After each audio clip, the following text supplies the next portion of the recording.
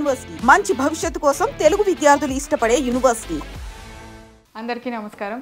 గత 2 రోజులుగా సోషల్ మీడియాలో ఈటీవీ పాడుతా తీగ ప్రోగ్రామ్ గురించి అండ్ జ్ఞాపక ఎంటర్టైన్మెంట్స్ ఆ ప్రొడక్షన్ గురించి చాలా డిస్కషన్ జరుగుతుంది.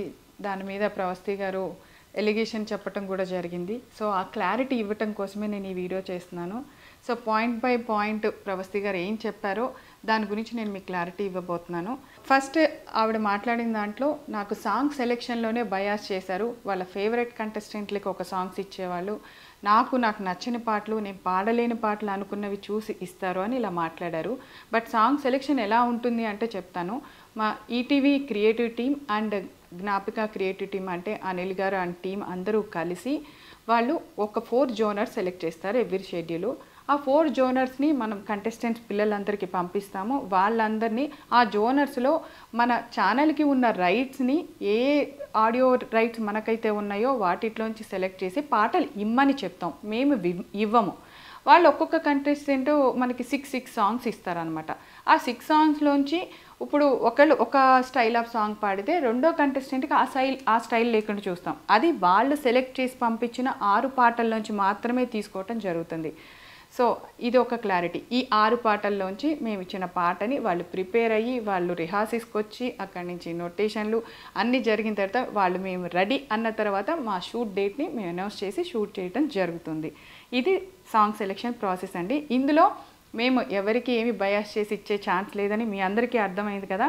అంటే పిల్లలు పంపించిన పాటల్లోంచి సెలెక్ట్ చేసి వాళ్ళ పాటని మేము ప్రజెంట్ చేయటం, వాళ్ళు ప్రిపేర్ అయిన పాటని ఫస్ట్ ఆఫ్ ఆల్ రిహార్సల్స్ కూడా ఈటీవీ చాలా స్పెండ్ చేసి వాళ్ళకు ఒక 2 days ముందు మొత్తం ఎక్విప్మెంట్ అరేంజ్ చేసి వాళ్ళు వచ్చి అక్కడ ప్రాక్టీస్ చేసుకొని ఆఫ్టర్ దట్ ఆ పాట షూట్ రోజు పాడేలాగా మనం అరేంజ్ చేయడం జరుగుతుంది.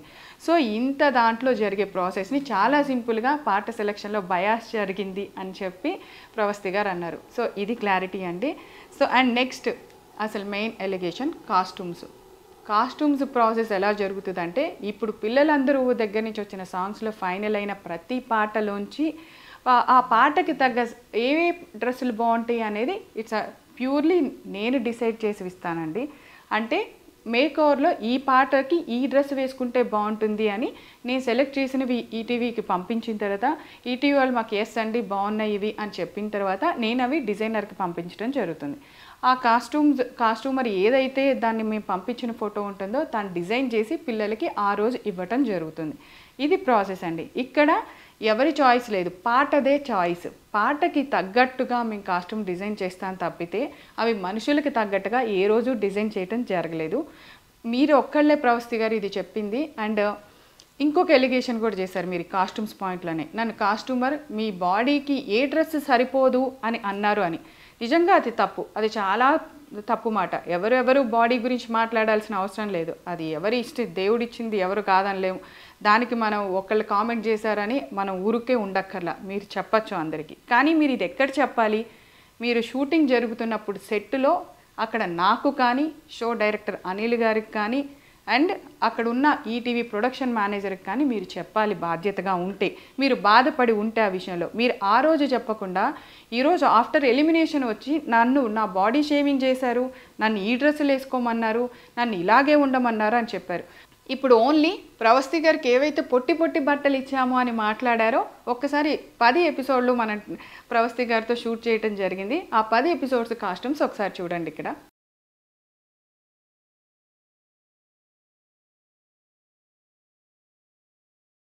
ఇందాక నేను కాస్ట్యూమ్ సెలెక్షన్ దగ్గర ప్యూర్గా నేను అనే మాట ఎందుకు వాడానో తెలుసా? ఈటీవీ ఇంత చిన్న విషయంలో కూడా ఎంత కేర్ తీసుకుందో చెప్పడానికి. ఆడపిల్లలు 7 ఉన్నారు, మగపిల్లలు 7 ఉన్నారు. సో ఆడపిల్లల కాస్ట్యూమ్స్ విషయంలో జాగ్రత్తలు ఒక ఆడపిల్ల తీసుకుంటుందనే విషయాన్ని కూడా వాళ్ళు కన్సిడర్ చేసి ఈ బాధ్యత నాకు అప్పచెప్పటం జరిగింది. సో ఇలాంటి బాడీ షేమింగ్ మాటలు, ఇలాంటి డ్రెస్సు ఇలా వేసుకో అలా వేసుకో అని మాట్లాడటానికి యాజ్ ఏ ఒక ఆడపిల్లగా నాకు కూడా మనస్సాక్షి ఉంది. అలా ఎప్పుడూ నేను మాట్లాడలేదు ప్రవస్తి గారు. సో మీ మనస్సాక్షికి తెలుసు అనుకుంటున్నాను ఆ విషయము. ఇప్పటి వరకు పాడుతా తీగ చరిత్రలో అట్లీస్ట్ ఒక స్లీవ్లెస్ అనే డ్రెస్ వేయటం కూడా జరగలేదండి. అది చెయ్యం మేము, ఎందుకంటే పాడుతా తీగకి ఒక హిస్టరీ ఉంది. ఏ ప్రోగ్రామ్కి లేనంత చరిత్ర ఆ ప్రోగ్రామ్కి ఉంది. దాన్ని ఎవరూ తక్కువ చేసుకోవాలని అనుకోము. అండ్ ఈటీవీ నాకు ఇచ్చిన ఈ అవకాశాన్ని నేను ఏ మాత్రము దాన్ని ఒక్క ఒక్క విషయంలో కూడా ఇలా ఉండవు అనమాట. పాడుతా తీగ షెడ్యూల్ అంటే మా టీం అందరూ ఎంత అలర్ట్గా ఉంటారో మాకు తెలుసు. అండ్ బాలు గారు ఉన్నప్పుడు చాలా బాగుంది. ఇప్పుడు ప్రొడక్షన్ రాగానే, ఇప్పుడు వీళ్ళు రాగానే చెడిపోయిందని ఒక ఎలిగేషన్ కూడా అన్నావమ్మా. మేము బాలు గారు ఉన్నప్పుడు కూడా జ్ఞాపక ఎంటర్టైన్మెంట్స్ ఆయనతో అసోసియేట్ అయ్యి కొన్ని సీజన్స్ చేయటం జరిగింది పాడుతా తీగ. అండ్ బాలు గారితో మేము స్వరాభిషేకం కూడా అసోసియేట్ అయ్యి చేయటం జరిగింది. సో బాలు గారితో మాకు ఒక అసోసియేషన్ ఉందమ్మా. ఆయన కూడా అనిల్ గారి డైరెక్షన్స్కి మార్కులు వేశారు, చాలా బాగుందన్నారు. ఆయనతోనూ మేము కలిసి పనిచేసాం. పాడుతా తీగ విలువలేంటో ఆయన మాకు నేర్పించారు, మేము చేసాము.